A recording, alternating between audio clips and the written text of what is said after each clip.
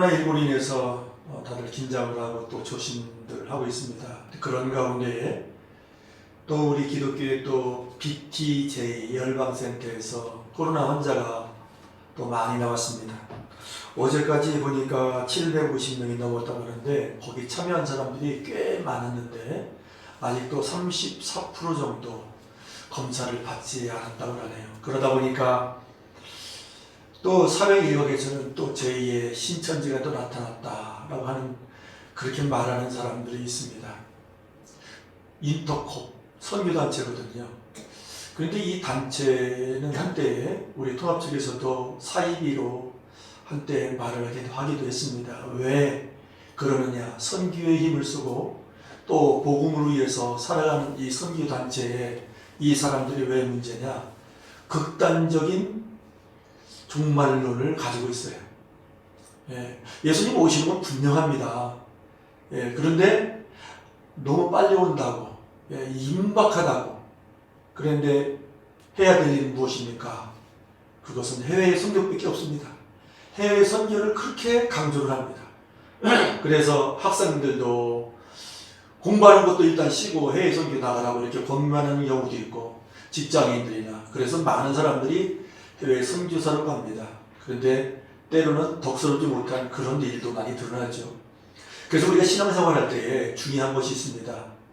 종말론, 예수님의 재림, 성경대로 분명히 오시는데 극단적으로 예수님의 재림을 받아들여서는 안 된다는 것이죠. 임박한, 어떻게 보면 이 단어도 맞는데, 그런데 주님의 재림이 있다 하더라도 우리가 현실의 삶을 무시할 수도 없어요.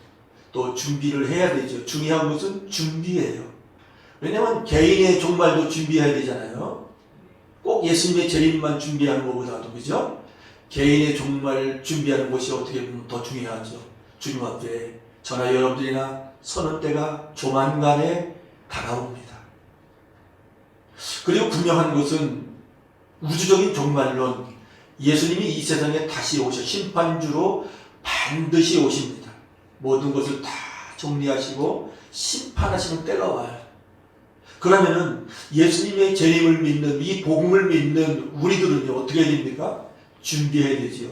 그런데 너무 극단적으로 치우쳐서 빠져버리면은 삶의 열매를 맺지 못하고 하나님께 영광 돌리지 못하고 꼭 극단적으로 치우친 신앙인들 보면은요, 하나님의 영광을 가려요. 그것이 문제입니다. 여러분, 코로나19 때에 조심할 건 조심해야 되죠. 교회에서도요, 손소독제 갖다 놨어요. 손소독 해야 됩니다. 또 체온기 가지고 또 체온도 재야 됩니다. 정상에서 또 오바되면은 집에 돌아가셔갖고 예배 드려야 되죠. 또 마스크 써야 됩니다. 마스크가 백신이라고 하잖아요. 마스크만 제대로 써도 코로나 안 걸린다고 합니다. 또 사회적 거리 두어야 되죠. 그렇게 우리는 조심할 건 조심을 해야 돼요. 그런데 조심할 거 조심하지 않고 그냥 마스크 제대로 쓰지 않고 또 모여서 또 뭐 음식도 나누고 또 같이 또 숙박을 하면서 완전히 다 무시하고 하나님이 보호해 주신다, 하나님이 지켜주신다. 물론 맞습니다. 그런데 하나님도 사람이 해야 될 일들을 하라고 그렇게 또한 말씀하십니다. 무엇이든지 최선을 다한 이후에 하나님의 도움을 받고 하나님의 인도함을 받아야 된다는 것은 하나님은 성경을 통해서 우리에게 가르쳐 주시는 정신입니다. 이 기본적인 이성과 상식을 무시해서는 안 된다라는 것입니다. 여러분, 우리가 영적인 생활을 하다 보면 영적인 체험을 많이 하고 영적인 세계를 경험하다 보면은 좀 더 이 영적인 면에만 치우친다고 기본 이성과 합리적인 생각을 무시하는 사람이 있어요. 여러분, 하나님은요, 이 영적인 은혜의 세계에 은사도 주셨지만은 우리 사람들에게 이성도 주셨다. 그래서 하나님 안에서의 이성과 합리적인 생각도 때로는 필요하다. 기본적인 삶 속에서 필요하다. 라는 것을 우리는 알면서 균형 잡힌 신앙생활을 해야 된다라는 것입니다.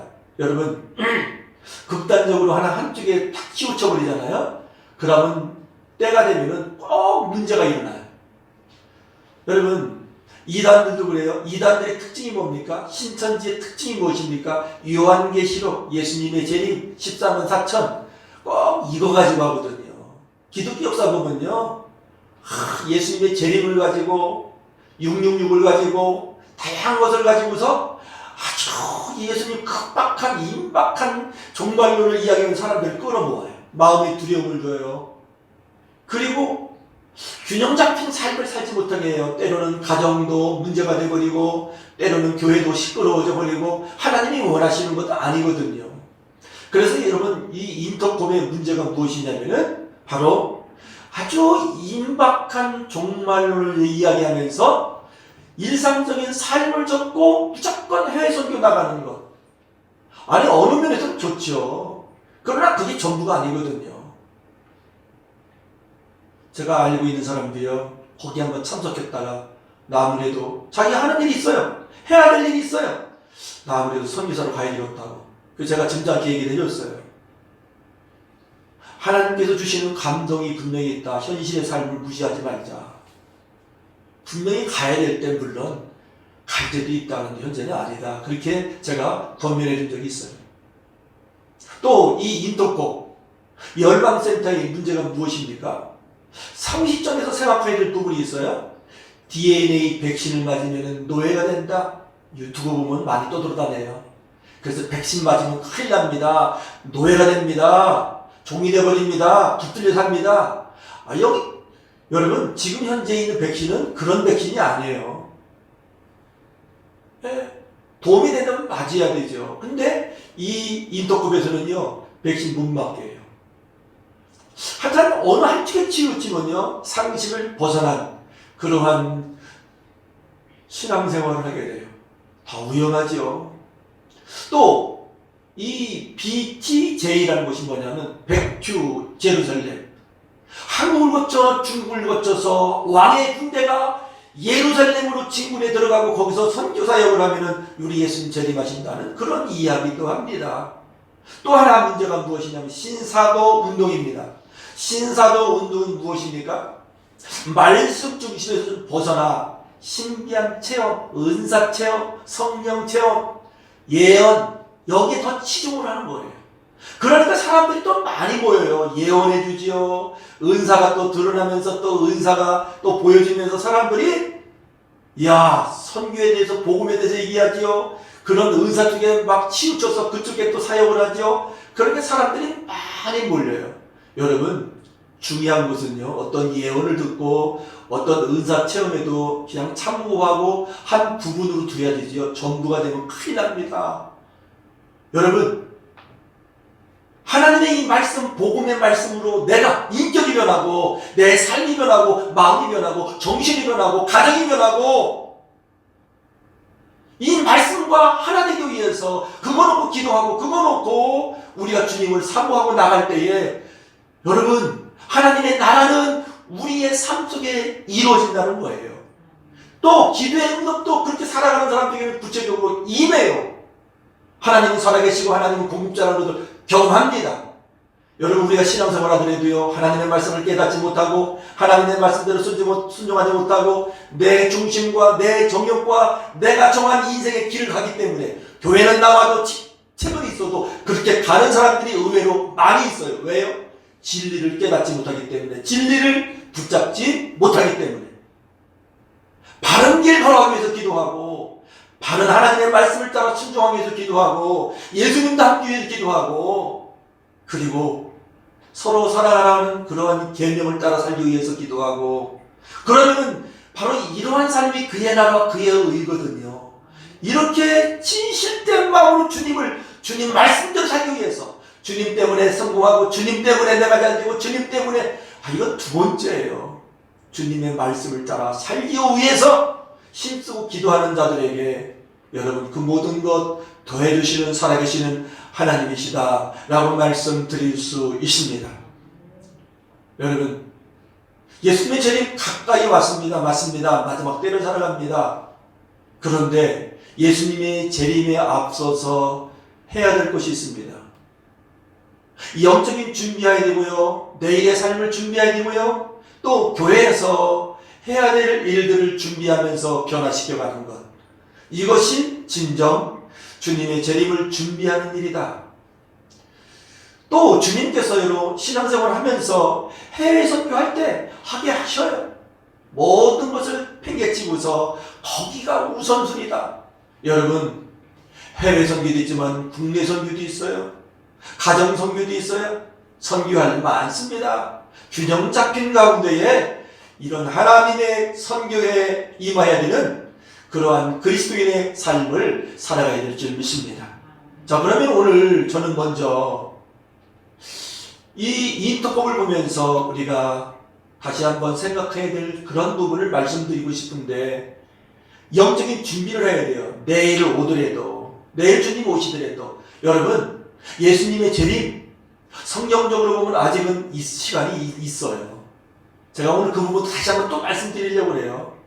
성경 말씀대로 이루어져야만이 주님이 오시거든요. 아직은 그런 때는 아니라는 것이죠.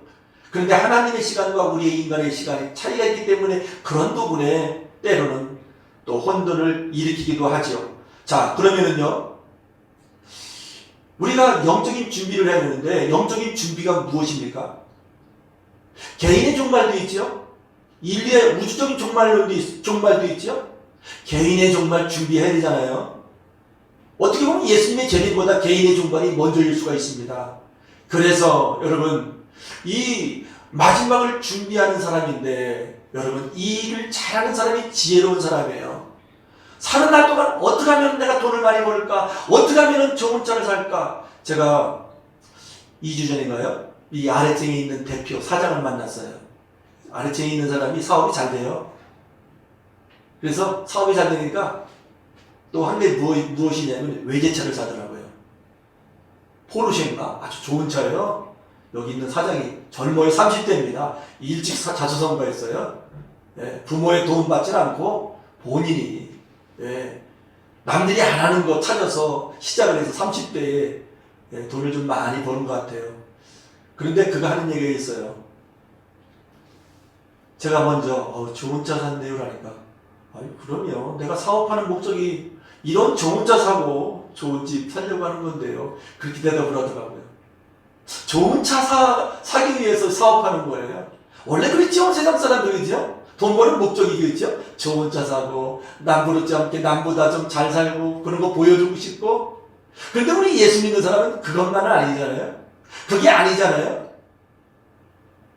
분명한 목적이 있잖아요. 영원한 모습 위해서 살아가잖아요. 영원한 영생을 위해서 투자하잖아요. 분명히 다르잖아요. 우리는요. 예, 이 세상 사람들은요 그래요. 이 세상에 있는 눈에 보이는 것이 전부인 것처럼. 왜 그렇습니까? 영적으로 닫혀져 있기 때문에. 영적으로 완전히 잠자기 때문에. 여러분, 영적인 생활하면 영이 살아나요. 영적인 센서가 작동하기 시작해요. 주님을 느껴요. 내 안에 함께 계신 성령님을 느껴요. 그러면서 그분을 의식하면서 하루하루를 살아가요. 영적 센서가 작동이 돼야 돼요. 교회 다니면서도 아직까지 세상의 욕망에 붙들리고 눈에 보이는 것에 붙들리고 잠시 살다가는 이 세상이 전부인 것처럼 착각하면서 살아가는 그리스도인들이 의외로 오늘날 많이 늘어나고 있어요. 물질 만능주의에 빠져가고 있습니다. 만문의진에 빠져 있어요. 왜 그렇습니까? 영적으로 닫혀있기 때문에 볼 걸 보지 못해요. 여러분, 육적인 눈도 있지만 영적인 눈이 있다는 거예요. 경건의 생활을 꾸준히 날마다 코로나19에 영향받지도 않고 환경에 영향받지도 않고 내가 사는 것은 그리스도 신 주님 때문에 사는 인생이 됐잖아요. 새로운 그러한 삶을 살아가는 사람이잖아요. 바로 그러한 사람이 그리스도인이요 영생을 살아가는 지혜로운 사람이다 라고 말씀드릴 수 있습니다. 그래서 여러분, 영적으로 깨어있는 사람이 바로 주님의 재림을 준비하는 거예요. 영적으로 깨어있지는 않고 두려워서 그냥 금방 주님 재림한다고 두려운 마음 줘서, 아니면 또 희한한 일을 드러내서 그거보다도 우선 환경에 붙들리도록, 예, 잘못된 어떤 영에 붙들리도록 하는 그런 일도 많이 있다는 것을 우리는 알아야 됩니다. 여러분, 동물들은요, 우리 인간에게 없는 어떠한 감지 능력이 탁월합니다. 동남아에서 큰 쓰나미가 왔잖아요. 태풍인가요? 근데 코끼리들은요, 바닷가에 있는 코끼리들은 미리 피해요. 그냥 묶어놨는데 그걸 뽑고서 피하더라고요. 그게 살아나요. 동물들은 살아납니다. 큰 홍수가 질 때요, 포천인가 어디에서 큰 홍수가 있을 때요, 개가 산으로 미리 피신했대요. 작년에 장마 때에요, 소가 산에 절이 있는데 절로 피신한 거예요. 그래서 살아나요. 근데 사람들은요, 그대로 당하는 사람이 얼마나 많습니까? 재난에. 사람들은 그런 어떠한 동물적인 감각은 없는 것 같아요. 그런데 우리는요, 이 마지막 때에 이런 어떤 홍수나 어떤 재난, 이거보다 더 큰 환란이 오거든요. 이 환란의 때에 구원받기 위해서, 환란의 때에 하나님의 보호처 속에 들어가기 위해서 영적인 이 센서가 작동이 돼야 돼요. 주님의 인도함을 받아야 된다는 것이죠. 그런데 오늘날 점점 사람들은 경건의 훈련에 힘쓰질 않아요. 경건의 시간 들이질 않아요. 더 나쁜 생각으로 자꾸만 끌고 가니까. 그런데 이 영적으로 무뎌져 있어요. 볼 걸 보지 못해요. 느낄 걸 느끼질 못해요. 여러분, 날마다 하나님의 말씀과 기도와 이 예배를 통하여 우리의 이 영적인 센서가 살아나기를 원하며, 느끼기를 원하며, 함께 하시는 주님으로 살아갈 수 있는 모든 그리스도인들 되기를 주님의 이름으로 축복합니다. 겉으로는 표시 안 나요. 사람 살아가는 것이 딱 그렇지라고 하면서. 그러나 하나님은 아십니다. 하나님 앞에 살아가는 저와 여러분들이라는 것. 마지막에 주님 앞에 서는 날 다 드러나요. 마지막에 천국 가면 그렇다잖아요. 천국에 갈 줄 아는 사람들이 눈에 안 보이는 거예요. 그렇게 신앙생활 잘하는 것처럼 보였는데 천국이 없어요. 왜 그렇습니까? 주님 앞에서 1대1에 대면, 1대1의 이 영성의 시간 가져야 돼요. 그러므로 주님이 오시더라도, 개인의 종말을 맞이하더라도 영광 가운데 주님의 나라에 들어갈 수 있습니다. 마지막 때에 저는요, 우리 새롭게 출입하는 한 분 한 분들이 다 구원받기를 원하며, 다 영광스러운 주님 앞에 서는 그날 맞이하기를 주님의 이름 다시 한번 축복합니다. 영적으로 무디면 안 된다는 것. 이 영혼이, 우리의 영적인 감각이, 이건 새로운 기능이거든요. 이 기능이 살아나기 위해서 여러분, 주님 앞에서 날마다 시간을 드리고 이 믿음의 생활 잘 해야 된다는 것, 다시 한번 주님의 이름으로 부탁합니다. 이 영적으로 묻어지는 거 한 순간이에요. 과거 은혜 체험, 은사 체험, 영적 체험, 주님의 음성을 듣고요, 날마다 하지 않으면요, 한 달만 쉬어보세요. 좀 뭔가 느끼고 뭔가 알 수 있는 것 같은데 딱 닫혀버리고. 코로나19로 인해서 그런 사람이 많이 늘어나요. 그래서 영적인 세계도 부익부 빈익빈. 더 깨어있는 사람 더 깨어있어요. 다 은혜의 세계로 들어가 버려요. 어떤 사람은 닫혀져 버립니다. 아주 위험해요, 여러분, 이 신앙생활이라는 것이요. 그래서 저는요, 저에게 또 책임이 있잖아요. 그래서 오늘도 이렇게 분명히 이러한 세계, 이러한 믿음의 세계가 있는 것을 말씀을 드리는 겁니다. 여러분, 마지막 때에 가면 갈수록 더 어려워져요. 더 고통을 경험하는 시대로 들어갑니다. 성경의 예언을 보면은요, 환상을 본 스가랴 6장, 또 계시록 6장, 스가랴의 환상이, 스가랴 6장에 또 마지막 환상이 나오고요. 요한계시록 6장에는 이제 하나님의 구체적인 심판, 일곱째 인을 떼는 것이 시작되잖아요.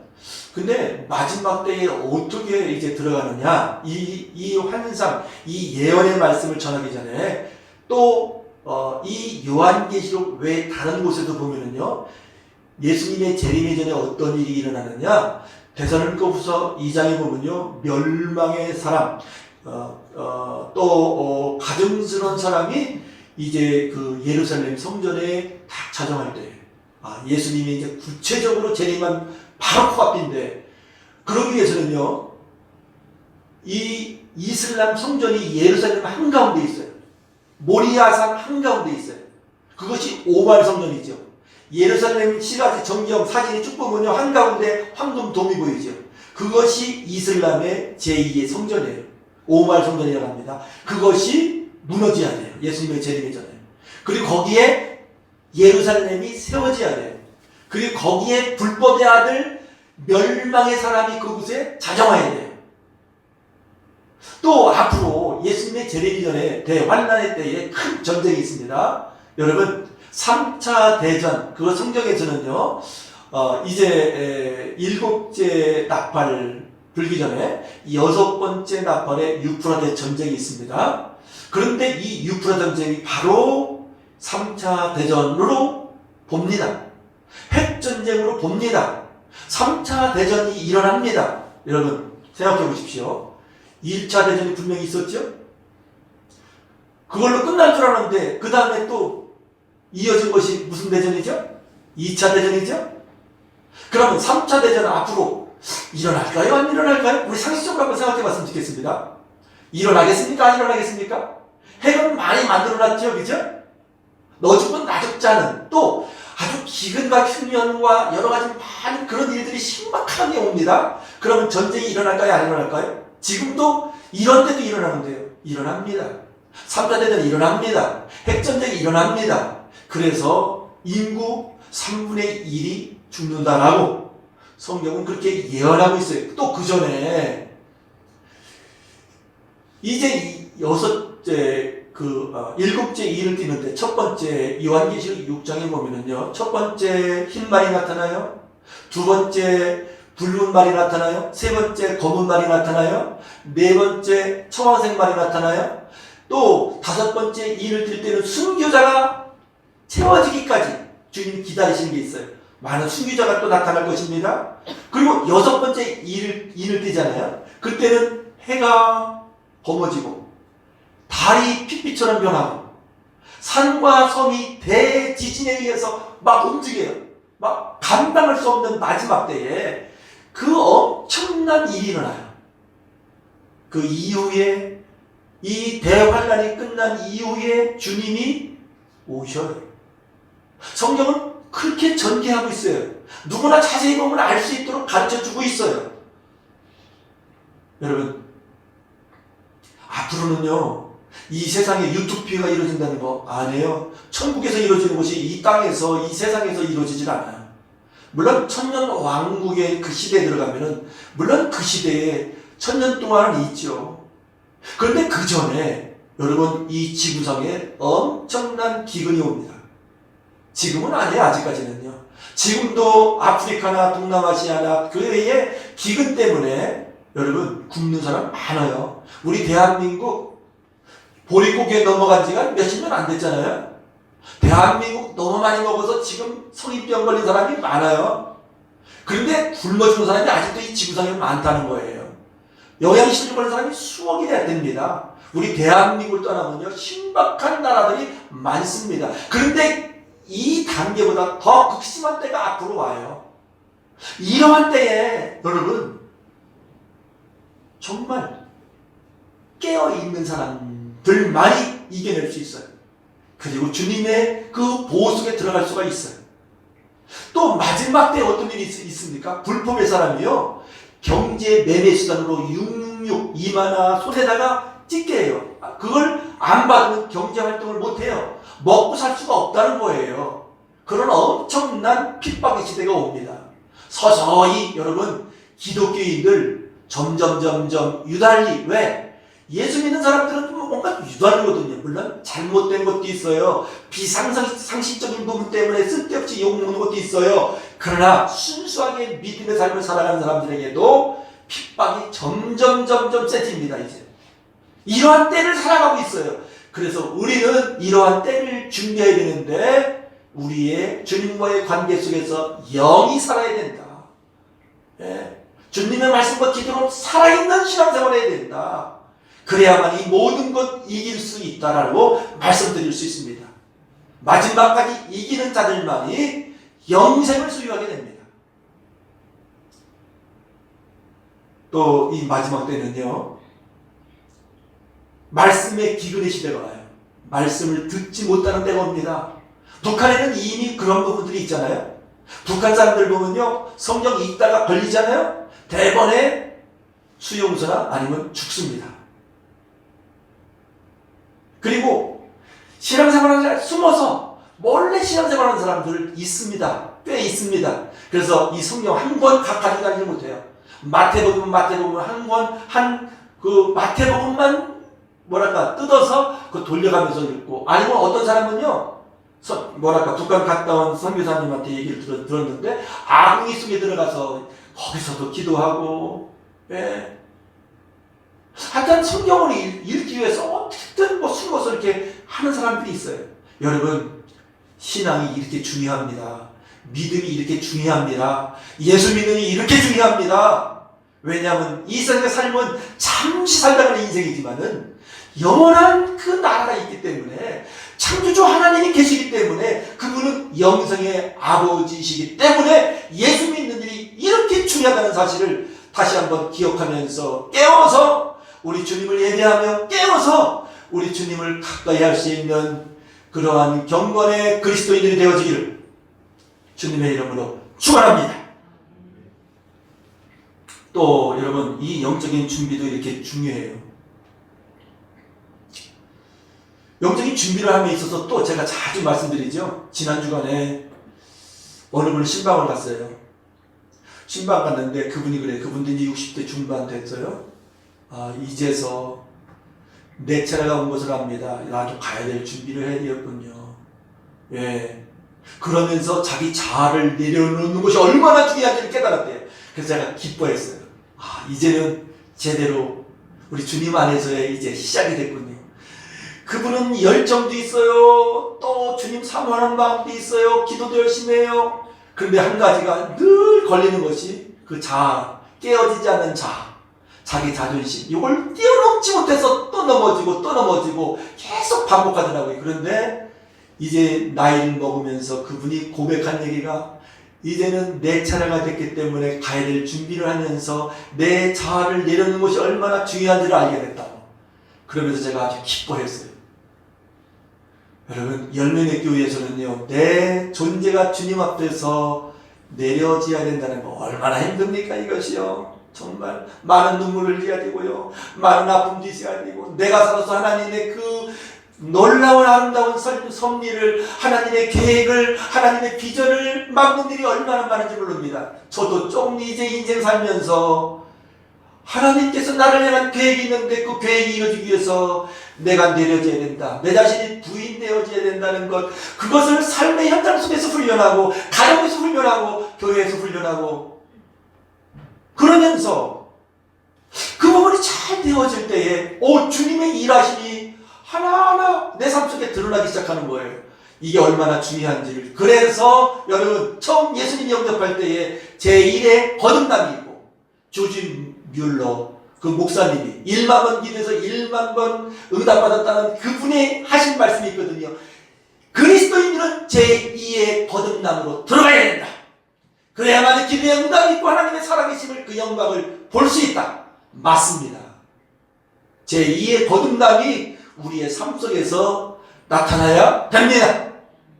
하나님의 말씀 알고, 제가 말씀드리잖아요. 제대로 1년만 성역 공부를 하고 다 한다고. 문제는 뭐냐면은 그 말씀 앞에 내 나쁜 감정까지도, 내 자신도 내려질 수 있는 그러한 은혜 속에 들어가는 것, 바로 이것이 제2의 거듭남이다. 그리고 이것이 진정한 주님 재림을 준비하는 삶이요, 그리고 주님 앞에 개인적인 종말을 준비할 수 있는 지혜로운 사람이다 라고 말씀드릴 수 있습니다. 오늘 이렇게 여러분, 우리는 준비하는, 하나님의 나라를 위해서, 하나님의 사업을 성공시키기 위해서 이렇게 준비함이 있어야 된다라고 제가 첫 번째 말씀드렸고, 두 번째는 주님 오신다고, 임박한 주님이 재림하신다고 그러면서 현실의 삶에 등한시하는 어떤 그런 그리스도인이 있다면은 안 된다는 차원에서 말씀드리고 싶은데요, 내일 준비하는 삶을 살아야 돼요. 주님의 재림을 준비하는 것이 바로 내일을 준비한다. 그래서 제가 오늘 일부 시간에 그런 말씀을 드렸어요. 제가 알고 있는 목사님이 있는데 그분이 80이 됐어요. 근데 그분은 지금도 일을 합니다. 그분이 은퇴하면서 교회에서 주는 돈으로 8만 평 산을 샀어요. 그래서 산에 들어가서 거기다가 수영관도 짓고 뭐 다음 세대를 위해서 대안학교도 짓고 그리고 농사를 해요. 약초 농사 또 무슨 농사 산을 개간을 하면서 아니 나이 80인데 뭐 그렇게 일을 합니까? 누가 이렇게 젊은 사람이 질문하니까 앞으로 10년이 되면은 북한과 통일될 텐데 북한에 산들이 많이 있는데 북한에 있는 사람들이 가난한데 그들이 살기 위해서 자기가 모범적인 농장을 만드는 게 꿈이래요. 그래서 하는 거예요. 10년 후를 내다보고 80 되신 분이 여러분 그리스도인은요 천국 가는 날까지 소망으로 살고 비전 가운데 살고 내일 천국 같은 또 오늘을 일을 하면서 또 내일을 준비하며 살아가는 사람이 그리스도인이다. 아멘이십니까? 그동안 이단들 보십시오. 주님 급박하게 오십니다. 몇 날 몇 시에 오십니다. 집 팔고 못 팔고 다 오십시오. 아이 얼마나 못났겠습니까? 한두 번입니까? 더러 이단은 아니지만은 인덕같이 임박한 이 재림을 이야기하는 사람들이 바로 어떤 그런 경향이 있다는 거예요. 그래서 사이비 치고를 받는 거예요. 그래서 여러분 그래서 신앙생활하는 데 있어서 성경을 통해서 중심을 잡는 것, 바른 삶을 살아가는 것, 바른 길을 가는 것, 바른 영의 생각을 하며 살아가는 것이 얼마나 중요한지를 여러분 우리는 알아야 된다는 거예요. 그래서 신앙생활 잘못 배우고 잘못 들어가서 오히려 망가진 사람들이 의외로 많이 있어요. 그래서 성경을 바르게 알아야 된다. 그러면 바르게 알기 위해서는 순수한 마음이 있어야 된다. 주님 앞에 사심 없이 진실된 마음으로 주님을 갈구하고 주님을 갈망하고 주님을 원하는 그런 마음, 주님을 위해서 살고자 원하는 그런 마음이 있을 때에 성령이 바르게 보여주고요. 기도할 때에 성령께서 바르게 교훈해 주십니다. 어떤 사심과 어떤 내 생각으로 여러분 기도 아무리 많이 해도 유혹의 영, 잘못된 미혹의 영에 붙들려서 헛된 삶을 살아갈 수 있다라고 말씀드릴 수 있습니다. 그래서 여러분 주님이 내일 오신다 하더라도 우리는 5년 후를 준비하고 또 개인적으로 나이가 많아도 또 5년을 준비하면서 10년을 준비하면서 살아가는 사람이 주님의 재림을 준비하는 사람이다 라고 말씀드릴 수 있습니다. 아멘이십니까? 네? 또 이제 오늘 본문 말씀 속에서 교회에서도 준비해야 될 그런 일들이 있습니다. 교회의 비전을 위해서 해야 될 일이 있습니다. 기본적인 일이 있습니다. 그것이 무엇인가 라는 것을 오늘 말씀드리려고 하는데 오늘 20절에 있는 말씀 보면은 하나님의 사업을 무너지게 하지 말라. 다른 말 말씀드리면 하나님의 사업을 성공시켜야 된다 라고 하는 그런 말씀입니다. 이 로마 교회는요 하나님의 사업을 흐트러지게 하는 그런 모습이 있었어요. 왜요? 우상 숭배를 옛날에는 했잖아요. 우상. 그래서 제사를 드리는데 짐승을 잡아요. 그래서 고기가 남잖아요. 그러면은 고기가 시장에 나와요. 그러면은 예수 믿는 사람들도 그 고기를 사 먹어요. 아니 어떤 사람은 교회 안에 그래요. 아니 예수 믿는 사람이 우상 제물에게 바친 그 고기를 사서 먹으면 어떻게 되느냐. 또 사서 먹는 사람은 예수 그리스도 안에서 거리낌이 없는데 무슨 말이냐. 이것 때문에 서로 간에 비판하고 정죄하고 싸우네요. 그래서 사도 바울이 로마 교회에게 주는 메시지가 뭐냐. 하나님의 사업, 하나님의 교회, 이 교회를 위해서 무너지지 않기 위해서 사랑하라는 거예요. 사랑이 뭡니까? 비판할 사람이 있어도 비판하지 않는 거예요. 기다려주는 거예요. 판단할 사람이 있어도 판단하지 않는 거예요. 왜? 판단은 우리 하나님만이 하십니다. 우리에게 주시질 않았습니다. 교회가 왜 힘을 잃어버립니까? 교회가 성장해야 되고 교회가 건강하게 세워져서 마지막 때에 이 민족을 구원하는 일에 중보 기도하는 교회로 쓰임받아야 되고 이 민족을 살리는 일에 교회가 쓰임받아야 되고 다음 세대를 위해서 이 교회가 쓰임받아야 되는데 왜 그 일을 제대로 하지 못합니까? 하나님의 사업이 무너지기 때문에 교회들마다 분열이 있고 다툼이 있고 비판이 있고 정쟁이 있고 사랑이 식어져 있어요. 그래서 여러분, 주님의 재림을 준비하는 것, 가정 안에서 비판, 정죄, 미혹, 용서하지 못함, 이 모든 것을 십자가에 못 박고 여러분 나를 못 박는 거예요. 그런 감정 들어와요? 안 들어올 수가 없죠. 말 한마디 서운한 거 들으면요, 우리 감정은요 얼마나 휘둘리는지 몰라요.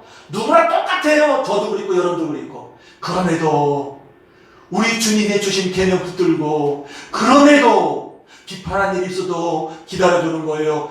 내 기준으로 판단하면 잘못된 게 얼마나 많이 있어요. 나는 괜찮고 너는 틀렸다. 흑백 논리에 빠지죠. 여러분, 우리 대한민국이 이 흑백 논리에 빠져서 시끄러워요. 교회도 시끄러워요. 가정도 시끄러워요. 여러분, 이 모든 부분을 우리 주님의 말씀 앞에 정리하고 내려줘야 될 줄 믿습니다. 사람을 세우는 일에, 이 일의 우선순위를 두는 것, 바로 이것이 하나님의 사업을 성공시키는 일이다. 가정 안에서도 하나님의 사업을 성공시켜야 됩니다. 주님의 몸된 교회도 하나님의 사업을 성공시켜야 됩니다.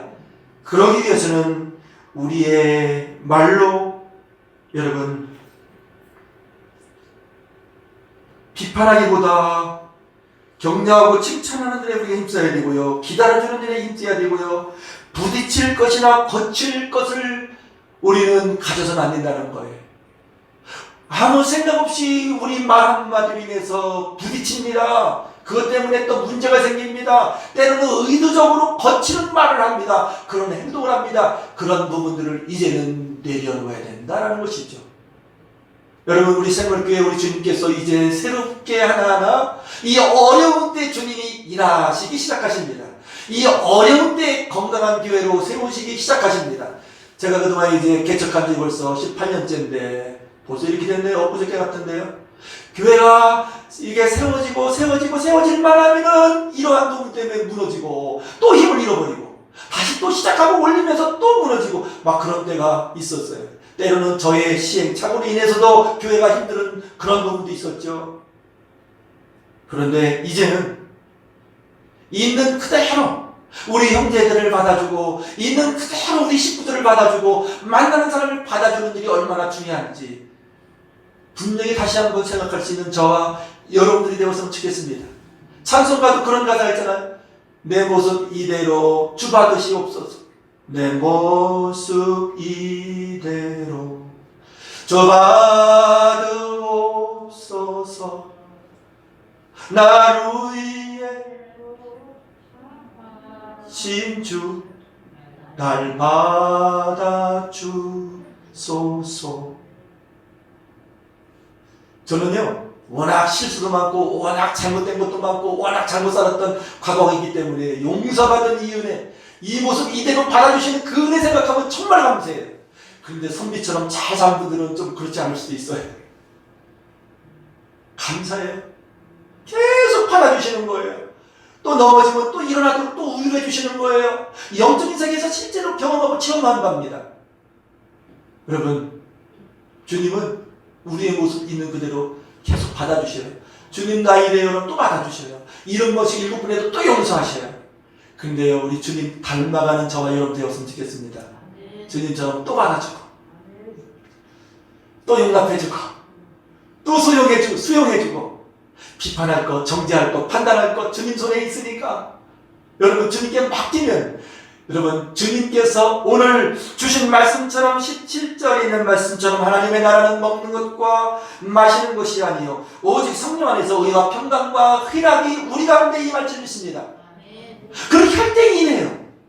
그렇게 하면 임하지 않아요. 마귀의 나라가 살갑습니다. 인생 짧은 거 아시잖아요. 사는 날 동안 하나님 나라를 살아가야 되는데 예수님이 이 세상에 오셔서 첫 일성이 무엇입니까? 회개하라, 천국이 가까우니라.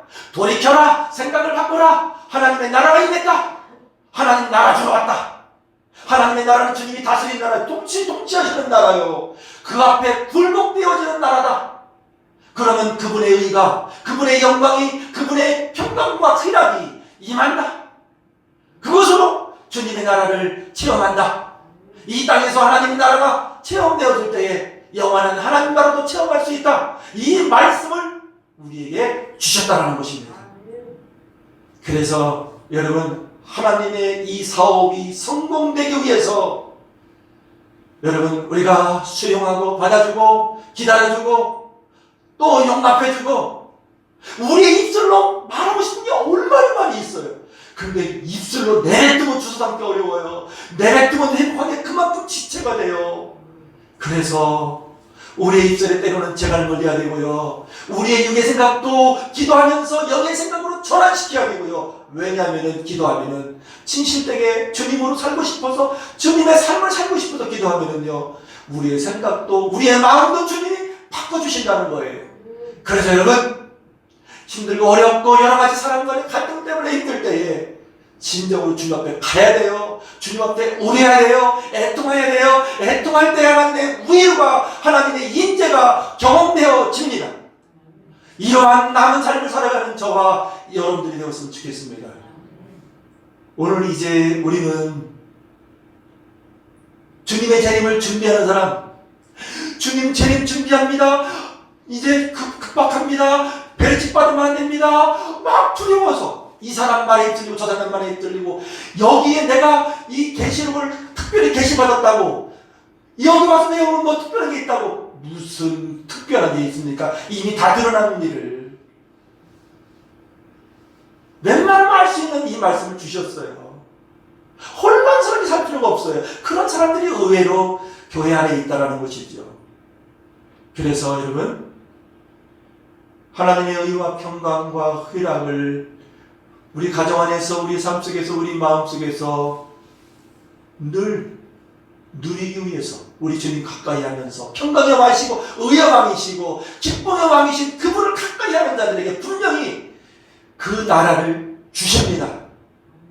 그래서 그 삶을 살기 위해서 늘 주님 가까이 하는 이 삶, 바로 이 삶이 주님의 재림을, 개인의 종말을 아름답게 준비하는 삶이다. 아멘이십니까? 우리 마음속에 맨 불평, 원망, 시기, 질투, 용서하지 못하고 이 지옥 같은 마음을 끌어안고 지옥 같은 삶을 살아가면 무슨 천국이 있겠습니까? 믿음으로 살면 이러한 어두운 마음은 떠나가고 어둠은 떠나가고 빛으로 우리 주님이 우리의 삶을, 우리의 마음을 붙들어 주신다는 사실입니다.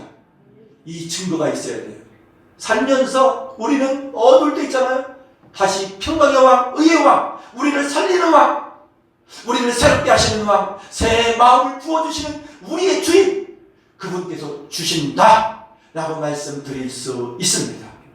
이제 남은 삶, 이제 뭐랄까, 그리스도인들이 바른 길, 신앙의 정도, 주님의 말씀을 따라 오직 모든 일에 믿음으로 살아갔으면 좋겠습니다. 오직 믿음으로 반응했으면 좋겠습니다. 모든 일에 하나님을 신뢰하며 믿음으로 살아가는 저와 여러분들이 되기를 원하며, 하나님의 사업을 가정에서 교회에서 성공시키는 그 일에 쓰임받는 헌신된 저와 여러분들이 되기를 원하는 마음으로 오늘 이 말씀을 전했습니다.